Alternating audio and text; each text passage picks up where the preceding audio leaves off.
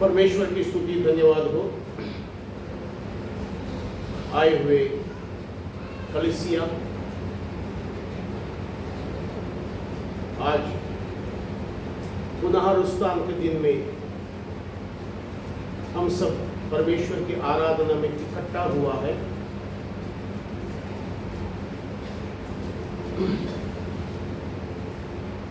पवित्र बाइबल में से हम परमेश्वर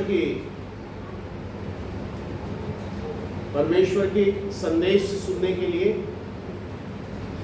परमेश्वर ने आराधना में इस the message of Holi Bible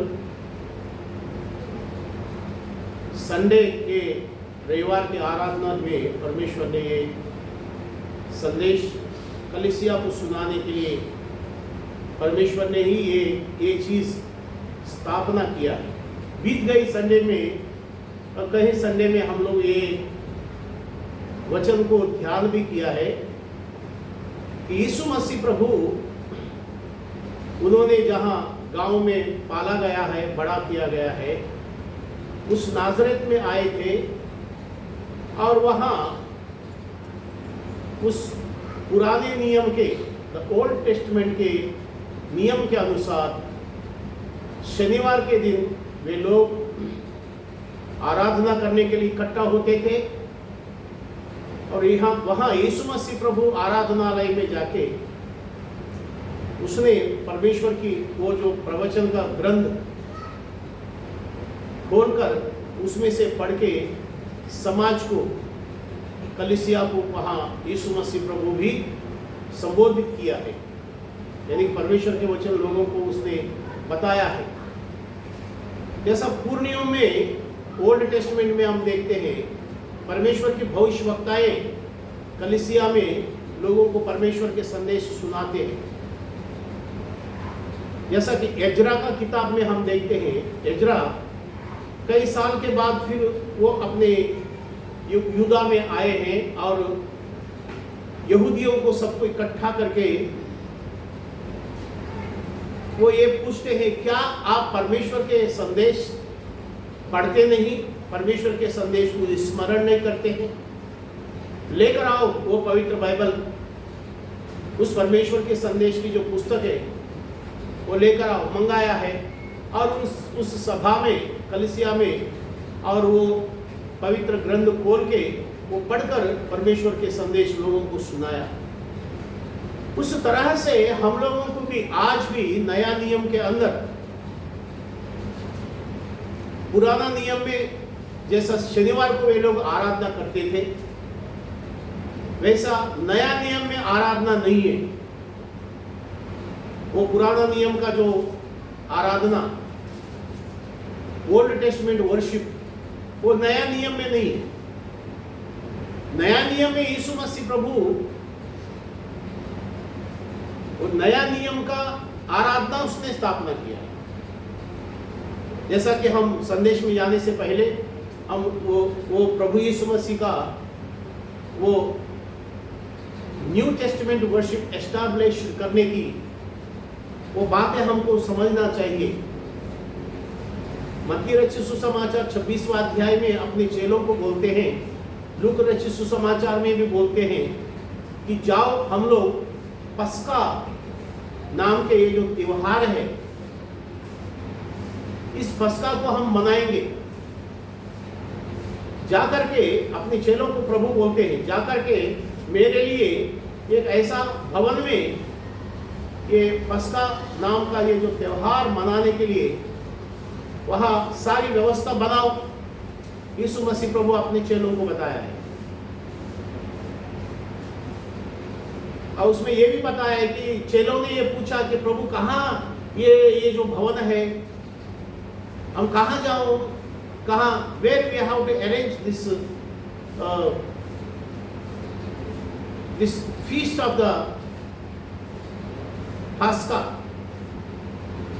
ये पस्का त्योहार जो है हम कहाँ अरेंजमेंट करो? यीशु मसीह प्रभु बताया ये सामने वाले गांव में जाओ।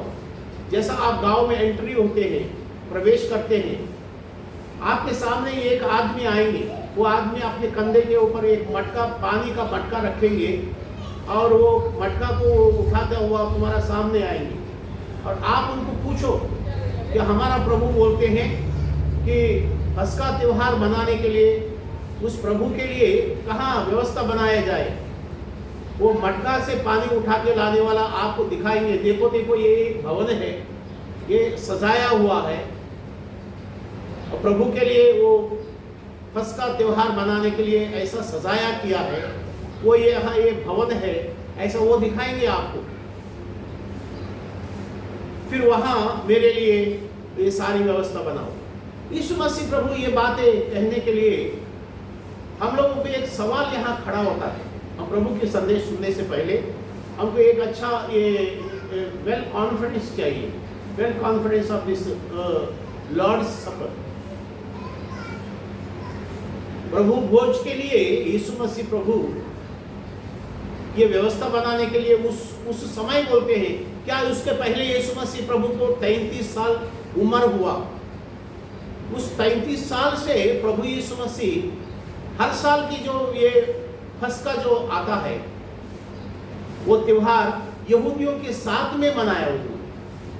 ध्यान से सुनते हैं, यहूदियों के सभी लोग मिलके, वो भविष्यवक्ता लोग, वहां के सुबहदार लोग, इजराइल के घराने के पुर्नियों, the elders of the Israelis generations, ये सभी लोग मिलके वो त्योहार मनाया जाता था।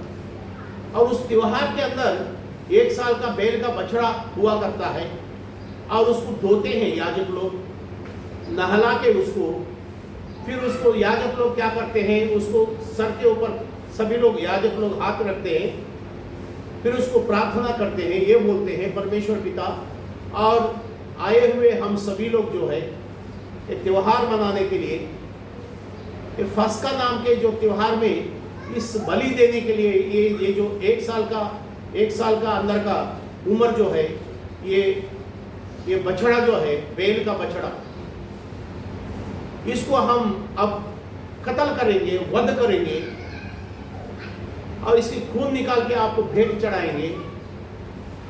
इसमें हमारा ये मकसद है कि आपने जो मूसा के जरिए ठहराया है नियम, मूसा के जरिए ठहराया हुआ नियम को हम मानकर हमारे अपराध और पापों को, हम लोगों ने जो जाने अनजाने किया हुआ अपराध और पापों को, उसको मिटाने के लिए, हमारी पापों की क्षमा के लिए ये आपको हम बलि देते हैं। ये बलि यानी कि जैसा वो तड़पता वो बैल का बछड़ा मर गई है, खून बहती है और उसमें हम पश्चाताप करते हैं। That is the repentance in our hearts. हमारे हृदय के अंदर हम पश्चाताप करते हैं कि हमने वो तेरे विरुद्ध में हमने पाप किया है, वो पाप हमको नहीं करना चाहिए था प्रभु। अब हमको मालूम पड़ा कि तेरे वचन सुनने के बाद, तेरे पवित्र वचन आज्ञा हम समझने के बाद, तेरे दासों ने, याजकों ने और भविष्यवक्तों ने हमको समझाने के बावजूद हमको समझ में आया और हमको पश्चाताप हो रहा है। और इस बलिदान में 1 साल का बछड़ा के इसकी बलि देने से, इसकी खून निकाल से, आपको भेंट चढ़ाने से हमको पश्चाताप होते हैं और वो पाप करना हम छोड़ देते हैं और नए सिरे से जिंदगी हम जीना शुरू करते हैं। ये मकसद है ये फसका त्योहार मनाने में। प्रियजनों, उस समय यीशु मसीह प्रभु की वो फसका त्योहार मनाने के समय अपने प्रेरितों के साथ में, प्रभु के चेलों के साथ में वो त्योहार मनाते समय यीशु मसीह प्रभु को 33 साल उम्र है। प्रभु यीशु मसीह उस समय के पहले जो हर साल आते थे, उनकी 32 साल से यहूदियों के साथ में त्योहार मनाते थे। ये 33वां साल में प्रभु यीशु मसीह क्या किया, अपने चेलों को बोलते हैं नहीं, अब यहूदियों के साथ में हम नहीं मनाएंगे ये फसका त्योहार जो है। ये फसका त्योहार जो है, जैसा यहूदियों के अंदर एक साल का बछड़ा को काटा जाता है, वो मैं स्वयं वो बछड़ा हूं। यीशु मसीह प्रभु बोलते हैं मैं वो जो बछड़ा है या वो भेड़ जो है, इसको इंग्लिश में शीप बोलते हैं, वो वध होने वाला वो बछड़ा जो है, वो जो भेड़ है, वो मैं खुद हूं। हम वध होने जा रहे हैं, सलीब के ऊपर मैं कुर्बानी होने जा रहा है। That is my self only, मैं खुद वो बलि पशु है।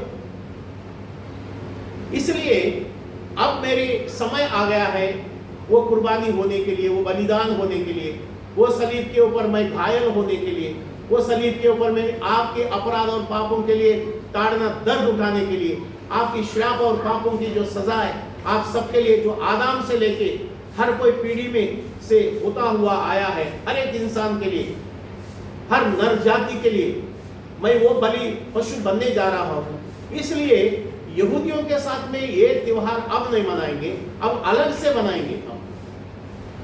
और वैसा बता के यीशु प्रभु अपने चेलों के साथ में अलग से एक भवन में वो गए हैं, और वो भवन के अंदर वो टेबल सजाया गया है, अपने चेलों को उसमें साथ में बिठाया है, और प्रभु यीशु मसीह एक रोटी लिया है, बताया ये जो रोटी है आसमान की तरफ उसने उठाया है, और उसने परमेश्वर को धन्यवाद दिया है, और प्रभु यीशु मसीह ने वो रोटी जो है अपने चेलों को दिया है, एक बार तोड़ा है, यानी कि गोल सा रहने वाला वो रोटी एक बार तोड़ा है, चेलों को दिया है, बोला इसे आप ये लेकर के खाओ, यू टेक एंड ईट। और उसके बाद यीशु मसीह प्रभु एक प्याला में दाखरस जो है, एक दाखरस वाला प्याला भी अपने हाथ में लिया, वो प्याला को विजल ऑफ द वाइन उठाया है आसमान की तरफ, और वो प्रभु को धन्यवाद दिया परमेश्वर को कि ये लहू बहाने के लिए जो मौका हमको दिया है। तो यीशु मसीह प्रभु का धन्यवाद करने का, और उस समय प्रभु यीशु मसीह ने बताया, लूका रचित मत्ती रचित सुसमाचार 26वां अध्याय का 25, 26, 27 वचन में ये वचन लिखा गया है, ये मेरी लहू है। रोटी उठाया तब प्रभु बोलते ये मेरी देह है, ये जो रोटी है दिस इज माई फ्लैश, ये मेरी देह है। ये बहुतरी लोगों के लिए, बहुतरी मनुष्य पापियों के लिए तोड़ा गया है, कूटा गया है, सलीब के ऊपर किल्ला मारा गया है, कोड़ा मारा गया है, और खून से घट बन गया है। वो मेरी शरीर है जो बलिदान होने जा रहे हैं। ये वो रोटी है, यीशु मसीह प्रभु ने बताया, अपने चेलों को बताया। और वो वचन हम देखते हैं मत्ती रचित सुसमाचार का 26वां अध्याय का 25, 26, 27 वचनों में हम देखते हैं। और रोटी के बारे में प्रभु यीशु मसीह बोला ये मेरी देह है। जब कभी मुझे याद करते हैं, जब कभी मुझे स्मरण करते हैं कि यीशु मसीह प्रभु मनुष्य के पापों के लिए और मुझ पापी के लिए इस तरह से प्रभु यीशु मसीह का देह, उनकी शरीर सलीब के ऊपर कूटा गया है, चीरा गया है, और किलों से घायल हुआ है, भाला मारा गया है, इस तरह से तुम स्मरण करने के लिए ये बलिदान हो रहा है, यीशु मसीह प्रभु बताया। और जब तक मुझे याद करते हैं तब तक यही किया करो। Whenever you remind me about my crucifixion, सलीब के ऊपर जब मैं ये कुर्बानी हुआ है, आप याद करते हैं उस समय आराधना में, आप मेरे बारे में प्रार्थना करते हैं, याद करते हैं, वचन पढ़ते हैं, स्मरण करते हैं, तब ये रोटी खाया करो, तब ये दाखरस पिया करो जो लहू मैं सलीब के ऊपर से बहाता हूं। ये लहू, ये दुनिया की लहू नहीं है, ये मनुष्य के ओर से बनाया हुआ लहू नहीं है, ये वो लहू है जो ये आसमान से, स्वर्ग से उतरा के लाया है ये लहू। यानी कि यीशु मसीह प्रभु वो स्वयं पिता परमेश्वर के अंदर एक भाग है, वो परमेश्वर के अंदर से, जैसा यूहन्ना रचित सुसमाचार 1 अध्याय 1 वचन में बताते हैं, आदि में वचन है, वचन था, और वो वचन परमेश्वर के पास है, और वो वचन परमेश्वर है, और वो वचन परमेश्वर जब है तो वो वचन देहधारी बन के हमारे लिए इस दुनिया में आया। The Holy Scripture it became a flesh of holy, that is the Lord Jesus Christ body। वो पवित्र शरीर, वो वचन जो है वो पवित्र शरीर बन गया। हिंदी भाषा में लिखा देहधारी बन गया, और वो देहधारी में, वो देह के अंदर, यीशु मसीह प्रभु के देह में वो स्वर्ग से वही लहू, आत्मा और लहू शरीर, ब्लड, फ्लैश एंड स्पिरिट। देखो कितना पवित्र आत्मा है उसमें, और उसमें पवित्र शरीर बन गया है, और वो लहू स्वर्ग से आया है। और कहीं वचन है इसमें, यीशु मसीह प्रभु को जन्म दिया हुआ मरियम मेरी, लूका रचित सुसमाचार उसके दूसरा अध्याय में ये बताते हैं। पहला अध्याय 32 वचन 33 वचन में भी लिखा है, रीड इट लाउडली प्लीज। वो स्वर्ग से आया हुआ परमेश्वर के स्वर्गदूत आके मेरी को क्या बताते हैं? लूका रचित सुसमाचार पहला अध्याय का 32-33 वचन। The book of Luke chapter 1 verse 32-33। Read it loudly please.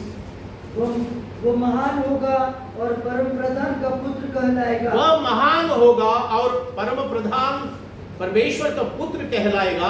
और प्रभु परमेश्वर उसके पिता दाऊद का सिंहासन उसको देगा। और प्रभु परमेश्वर जो है और उसके पिता दाऊद के जो सिंहासन है वो उनको देगा, जो पैदा होने वाला बच्चा है उसको देगा।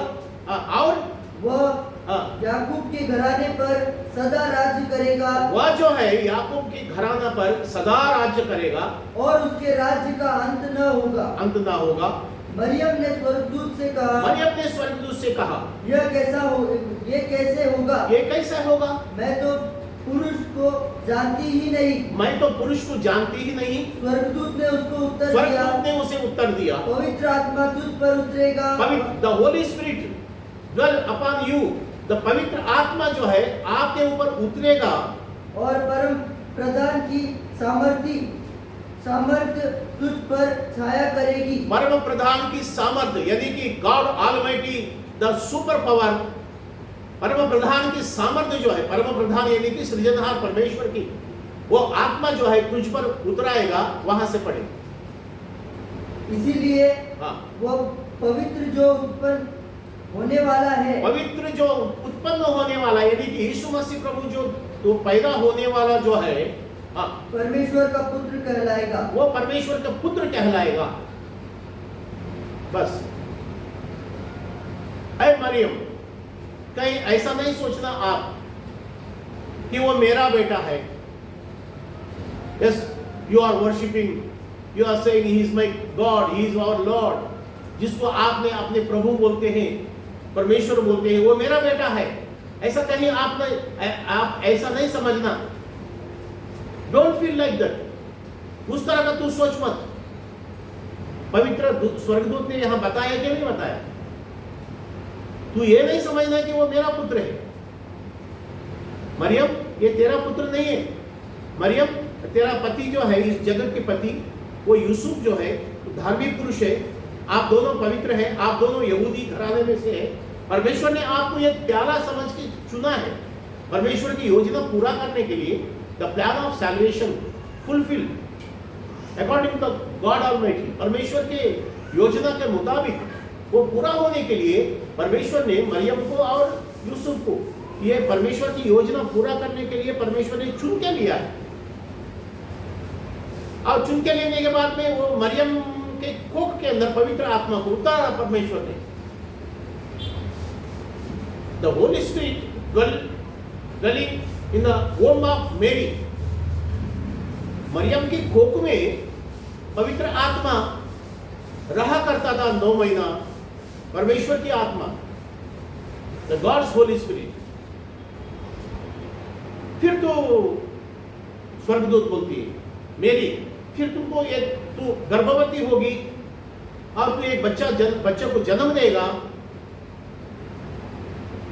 स्वर्गदूत बोलती है, मरियम से बोलती है, समझाता है। फिर भी मरियम ने यह पूछा। कई लोगों को ये इस क्लैरिफिकेशन की जरूरत है, इस बात की सुलझाव की जरूरत है, क्योंकि हम उस परमेश्वर की आराधना करना है, उस परमेश्वर की योजना को हमको समझना है, समझता हुआ आराधना करना है, नाउनफुल वर्शिप। इसलिए परमेश्वर ने फिर से वो स्वर्गदूत को भेज के यहां क्लैरिटी दे रहा है। मरियम का ही ऐसा समझ के नहीं बैठेगी, ऐसा सोचता हुआ नहीं बैठेगी, जाओ बोलो। गॉड ने गाब्रिएल नाम के स्वर्गदूत को भेज दिया और उस मरियम वर्जिन मेरी कन्या मरिया से बात किया। क्या बात किया? कि ये परम प्रधान परमेश्वर के पुत्र कहलाएगा, जिसको तू जन्म देगा। फिर तुरंत वो कन्या मरिया जो है, वर्जिन मेरी, तुरंत उसने उस स्वर्गदूत से सवाल किया है।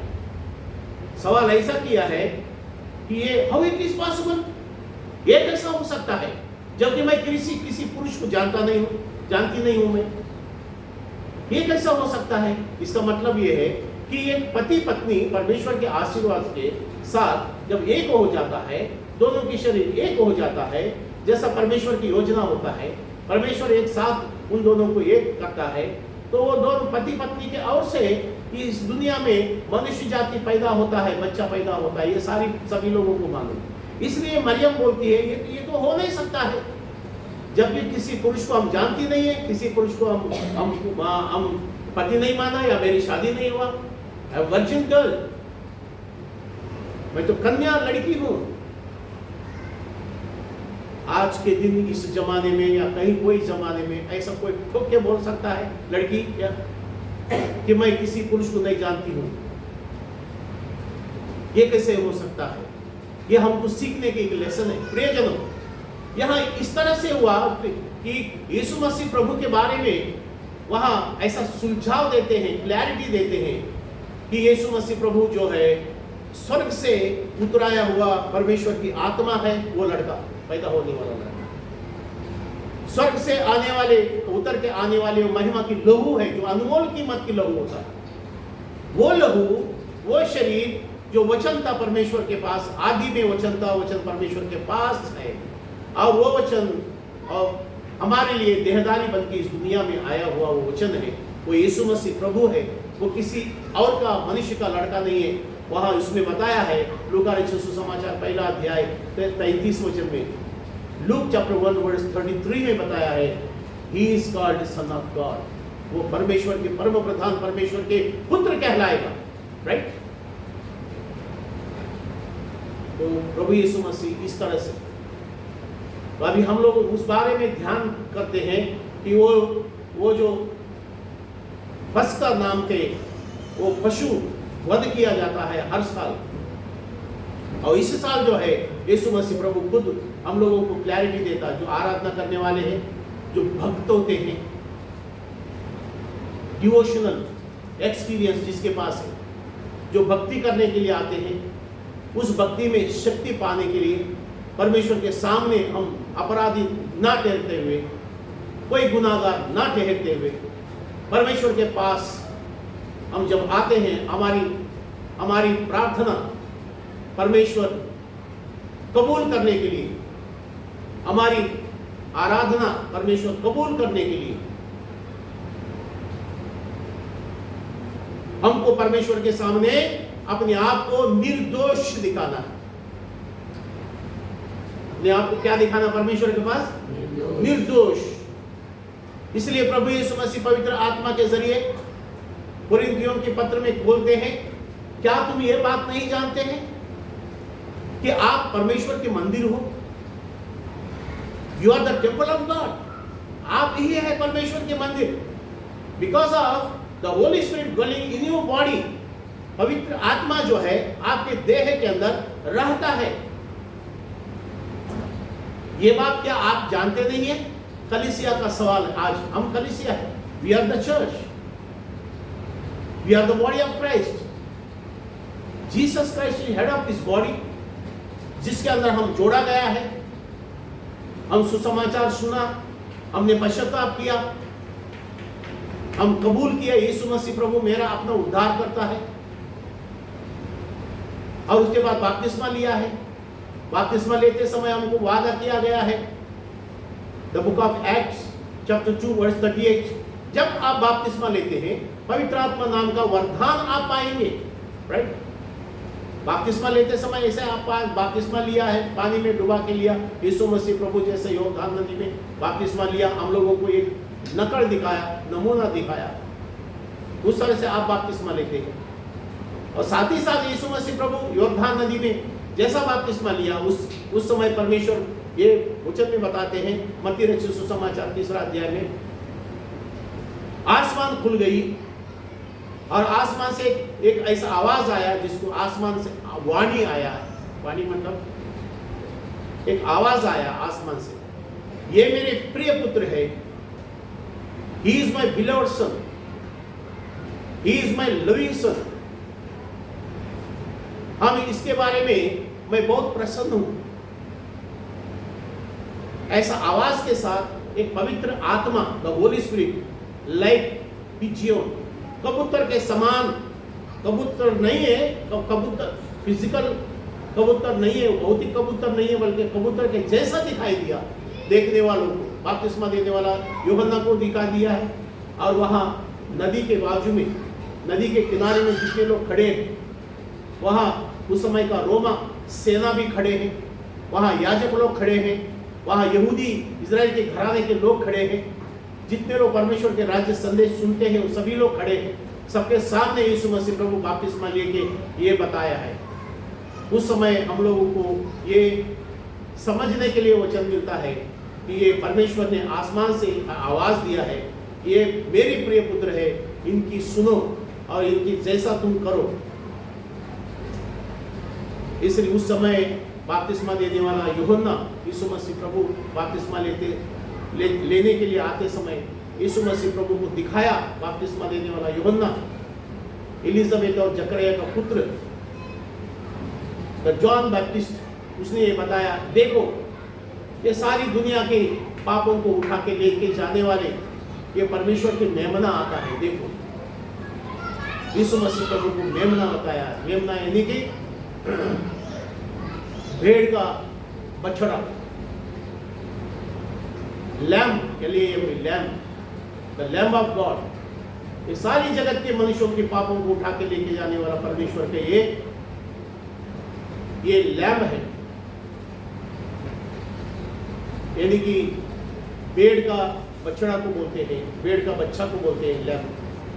प्रियजनों, हम ये देखते हैं यीशु मसीह प्रभु स्वयं वो बलि पशु अपने आप को बनाया है और सलीब के ऊपर उसने वध होने के लिए तैयार हो गया है। उसने अपनी इच्छा से उसने कुर्बानी हम सब पापों की क्षमा के लिए परमेश्वर की योजना के मुताबिक यीशु मसीह प्रभु वो बलिदान हुआ है और उसको हम स्मरण करते हैं। आराधना में आए हुए हम सभी लोग वो स्मरण करते हैं। और मसीहा की कलीसिया में हर संडे को जब हम आराधना करते हैं तब हम वचन पढ़ते हैं और वो वचन में ये स्मरण करते हैं कि हम पहले कैसे पापी थे और हमारी पाप की जिंदगी, हमारे हृदय, हमारी मन किस तरह से पवित्र किया गया है, किस तरह से हम अपवित्रता से हम पवित्र बन गया है।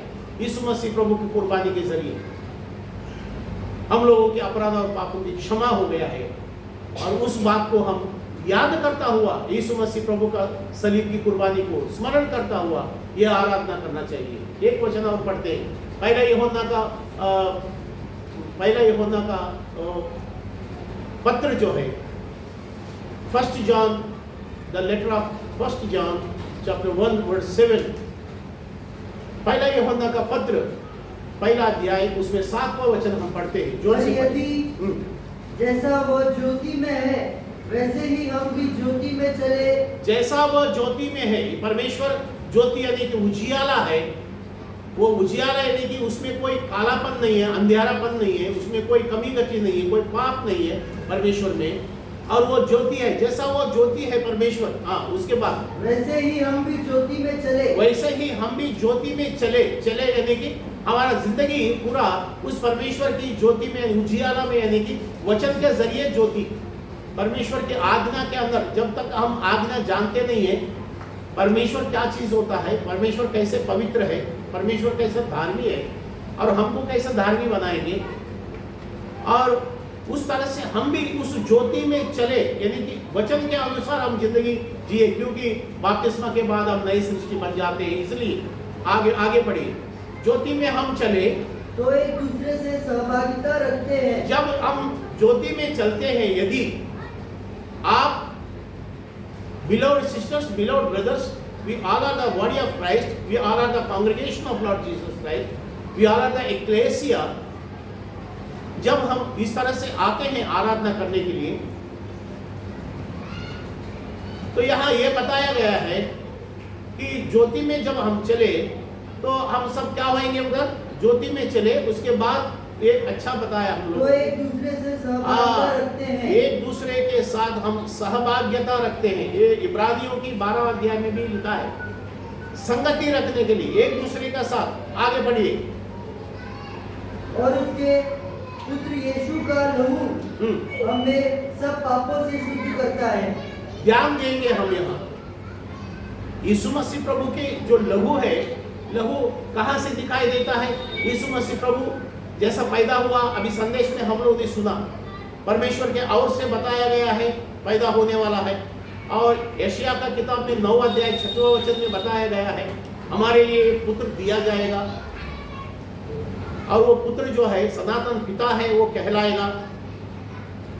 और he is the wonderful counsellor for us. हर कोई समाज को, हर कोई मनुष्य को, हर कोई देश को, हर कोई जाति को, वो गलत बातों को उसको समझा के वो सीधा करेंगे, काउंसलिंग करेंगे, हर समस्या का सुलझाव करेंगे। और उस तरह से वो यीशु मसीह प्रभु पैदा होने के बाद में और देशों को सुधारेंगे, जातियों को सुधारेंगे, समाज को सुधारेंगे, मनुष्य की जिंदगी सुधारेंगे। उस तरह का प्रभु है वो।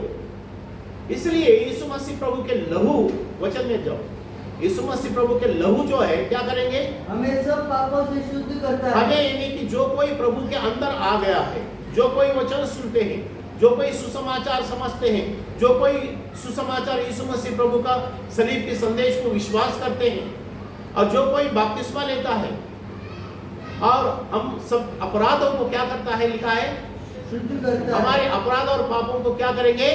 शुद्ध करेंगे। उनकी लहू जो है, यीशु मसीह प्रभु की लहू। इसलिए प्रियजनों, जब आप एक संगति में आते हैं, यानी कि संडे को हम पुनरुत्थान के अनुभव में एक संगति में आए, get together at one place as a fellowship with Lord Jesus Christ. यीशु मसीह प्रभु का संगति में हम आ गया है, और ये संगति में हम क्या करेंगे? उस प्रभु यीशु मसीह के लहू के जरिए हमारे अपराध और पापों की क्या होंगे? लिखा है वो क्षमा हो जाता है। हम जन्म से पाप किया, कर्म से पाप किया, सोचते पाप किया, आंखों से पाप किया, क्रियाओं से पाप किया, हर कोई पापों के क्या होंगे? संगति में आने के बाद तुम्हारे पापों को यीशु मसीह प्रभु के लहू वो शुद्ध करेंगे। अब सवाल ये होता है, क्या लहू पापों की शुद्ध करता है? हम संदेश को पूरा करने से पहले ये बात को जानना जरूरी है कि यीशु मसीह प्रभु के लहू जो है वो बहाने में, ये मकसद है परमेश्वर की, ये परमेश्वर ने कराया है। ये जो कुर्बानी है परमेश्वर ने करवाई। ये वचन हम कैसे क्लैरिटी होंगे? यशायाह का किताब 53वां अध्याय 10 वचन पढ़ेंगे जोर से। जाओ वचन में जाओ, यशायाह का किताब 53वां अध्याय 10वां वचन जोर से पढ़ते हैं। तो भी यहोवा को यही भाया कि तो भी यहोवा को यही बाया है कि उसे कुचले, उसी ने उसको रोगी कर दिया, उसी ने उसको रोगी कर दिया है। जब वो अपना प्राण भोज बलि करे, तब वो अपना वंश देखने पाएगा। बस वहां रुकते हैं। परमेश्वर को ये भाया है, उनकी इच्छा हो गया है। This is will of God, this is plan of salvation. परमेश्वर की इच्छा हुआ कि यीशु मसीह प्रभु को सलीब के ऊपर कुचला जाए, यीशु मसीह प्रभु को सलीब के ऊपर उनकी देह को कोड़ों से चीरा जाए, ताकि उनकी सर से लेकर पांव तक उनकी लहू बहे। उस लहू जो है वो कुर्बानी में, बलिदान में, हर एक मनुष्य के पापों के जन्म से, कर्म से, की क्रिया से किया हुआ अपराध को वो पाप वो लहू के जरिए क्षमा हो जाएगा। उसके बाद वो धार्मिक जन ठहराया जाएगा, फिर वो पवित्र बनेगा। उसके बाद परमेश्वर की संगति इस पवित्र लोगों के साथ मेल मिलाप होएगा। नहीं तो परमेश्वर हम मनुष्यों को, पापियों को अपने साथ में आने नहीं देते, क्योंकि परमेश्वर बोलता है मैं पवित्र हूं, as I am holy that you have to become holy. जैसा मैं पवित्र हूं वैसा आपको भी पवित्र बनना है। एक पवित्र चीज के साथ पवित्र चीज जोड़ा जाता है। जब परमेश्वर पवित्र है, उनके पास आराधना करने वालों को भी परमेश्वर पवित्र बनाना चाहता है। इसलिए परमेश्वर ने एक योजना बनाई। वो योजना ये है कि यीशु मसीह प्रभु बन के इस दुनिया में आया, परमेश्वर स्वयं। और वो यीशु मसीह प्रभु को इस दुनिया में परमेश्वर के पुत्र बोलना चाहिए। परमेश्वर के अंदर एक भाग है, यीशु मसीह प्रभु के सलीब के ऊपर उनकी लहू बहने से हमारी अपराध और पापों की क्षमा हो जाता है। इस बात को हम याद रखना चाहिए। अब यहाँ बात हमको ये सोचना चाहिए, हम प्रार्थना जब जब करते हैं, कोई चीज के ऊपर हम धन्यवाद देके खाते हैं, कोई चीज को हम परमेश्वर को स्तुति धन्यवाद देके खाते हैं, वो चीज यीशु मसीह प्रभु के लहू के जरिए वो पवित्र बन जाता है। In the name of Lord Jesus Christ the things will be became Holi and clean. ये कोई मनुष्य नहीं बोलते हैं, ये पवित्र Bible, Holi Bible, scriptures, Holi scriptures, परमेश्वर की पवित्र आज्ञाएं, परमेश्वर के पवित्र वचन हमें सिखाता है। इसलिए प्रियजनों, हम लोगों को विश्वास रखना चाहिए, यदि कोई चीज आप इस दुनिया में लेके आते हैं या कोई कहीं से बाजार में से लेके आते हैं, मालूम नहीं कि वो पहले कैसे वो हालत में वो चीज है जो हम लोग खाने के लिए, हमारे इस्तेमाल करने के लिए लाते हैं, that we don't know. But जब हम यहाँ लाने के बाद हमको क्या करना चाहिए, उसको प्रार्थना करना चाहिए, स्तुति धन्यवाद करना चाहिए कि परमेश्वर पिता, जैसा कि अभी हम प्रभु भोज करते हैं, रोटी उठाया प्रभु यीशु मसीह ने, अभी हमको भी प्रभु के वो दर्शाना चाहिए कि प्रभु यीशु मसीह एक रोटी जैसा उठाया, हम लोगों को भी वो रोटी उठाना चाहिए, वो रोटी उठा के धन्यवाद देना चाहिए। वो धन्यवाद देने वाला एक ब्रदर अलग से आएंगे, वचन बोलने के लिए एक ब्रदर आएंगे, वचन सिखाएंगे। जो सेलेक्ट किया जाता है, जो परमेश्वर की उस क्वालिटीज, उस योग्यता लायक जो रहते हैं, लाइक चर्च एल्डर्स। कोई शुरुआत की प्रार्थना करने वाला होते हैं वर्शिप लीडिंग में, कोई प्रार्थना करने के बाद सॉन्ग्स लीडिंग करेंगे आराधना में। इस तरह से गाना गाते समय वो गाना एक दूसरे को हम सिखाते हैं, वचन सिखाते हैं, आत्मा से गाना चाहिए और प्रभु का वचन जो है वो सच्चाई से गाना चाहिए। वो सॉन्ग्स लीडिंग्स के बाद में फिर हम प्रभु के वचन ध्यान करते हुए परमेश्वर के संदेश, कलीसिया में विश्वासियों को किस तरह से बर्तावा करना चाहिए, ये पहला तिमोथी 3 अध्याय 15 वचन में बोलते हैं। पवित्र आत्मा परमेश्वर एफेसी कलीसिया में तिमोथी को जब प्रीचर रखते हैं और पवित्र आत्मा परमेश्वर संत पौलुस के जरिए तिमोथी को लेटर लिख के उसमें बताता है। वो लेटर यानी कि दुनिया के इस जगत की खत नहीं होती है, वो एक परमेश्वर के वचन है। वो the holy scriptures which is in the New Testament. 1 Timothy chapter 3 verse 15 में जब परमेश्वर के मंदिर में, परमेश्वर के घर जो होता है, सच्चाई का खंभा जो होता है, the pillars of the truth, इस दुनिया में परमेश्वर की कलीसिया जो है सच्चाई को दुनिया को प्रचार करने वाला एक परमेश्वर का एक ऐसा पिलर होता है, यानी खंभा होता है। पिलर यानी कि बोझ संभालने वाला। परमेश्वर की कलीसिया वो होता है इस दुनिया में समाज को एक धार्मिकता सिखाने वाला, that type of the congregation. इसलिए परमेश्वर ने इस दुनिया में कलीसिया को स्थापना किया है, नहीं तो इस दुनिया में परमेश्वर को यह स्थापना करने की जरूरत नहीं है। परमेश्वर ऐसा सोचते थे, तुमको वहां बुला के उधर ही तुमको शुद्ध करेंगे, उधर ही रखेंगे अनंत काल के जीवन में, वही स्वर्ग में रहेंगे आप। नहीं, परमेश्वर का ये योजना है कि धरती के ऊपर ही आप क्या करेंगे, सुसमाचार प्रचार करेंगे, आप क्या करेंगे, लोगों को बपतिस्मा देंगे, आप क्या करेंगे। जैसा कि परमेश्वर ने एक मनुष्य को चुन के लिया है, अब्राहम को चुन के लिया है परमेश्वर ने, और अब्राहम से ये बोलते हैं, उत्पत्ति के किताब 17 अध्याय 5, 6, 7 वचनों में बोलते हैं, अय अब्राहम, इस दुनिया के अंदर तुम जो है, तुम्हारी संतान जो है, इस दुनिया के अंदर परमेश्वर के राज्य चलाने वाले, परमेश्वर के समाज, परमेश्वर के नियम, परमेश्वर के हर एक व्यवस्था चलाने वाले जैसा उस तरह के लोग बनेंगे। परमेश्वर हमारी पुरखों लोगों को, भविष्यवक्ताओं को या राजाओं को या व्यवस्था को स्थापना करने में ये मकसद है कि दुनिया के लोगों को परमेश्वर की धार्मिकता लोगों को मालूम पड़ना चाहिए। उस परमेश्वर की व्यवस्था में अब मनुष्य जो है, समाज के लोग जो है, उसमें जीना चाहिए जिसके अंदर कोई कलंक ना हो, कोई ऐसी कोई पाप ना हो परमेश्वर के सामने। इसलिए प्रियजनों, हम वचन में ये सीखते हैं, हम जब परमेश्वर के पास आते हैं आराधना करने के लिए, परमेश्वर हमारी आराधना, हमारी प्रार्थना, हमारी गाना, हमारी ये जो ऑफरिंग्स, हमारी जो आराधना कबूल करने के लिए परमेश्वर बोलते हैं, जैसा मैं पवित्र हूँ वैसे तुम भी पवित्र रहना चाहिए। यानी आपके अंदर ऐसा कोई अपवित्रता है, परमेश्वर फिर हमारे आराधना को वो कबूल नहीं करेंगे। ऐसा बहुत से लेसन्स है हम पढ़ने के लिए। इसलिए उस तरह से हम पवित्र बनने के लिए परमेश्वर के वचन हमको सिखाना समाज में जरूरत है। परमेश्वर इस वचन को हम सबके बीच में आशीर्वादित बनाएंगे। आमीन बोलते हैं, प्रार्थना करेंगे, प्रार्थना करेंगे। सर सभी लोग आंखें झुकाएंगे, सर झुकाते हैं, आंखें बंद करेंगे। अति पवित्र स्वर्गीय पिता, आसमानी बाप, तेरे धन्यवाद करते हैं प्रभु, फिर से और एक रविवार के दिन हम सभी को तूने इकट्ठा किया है। पिता परमेश्वर, तेरे योजना के मुताबिक यीशु मसीह प्रभु को सलीब के ऊपर मुआ गया और 3 दिन समाधि में था।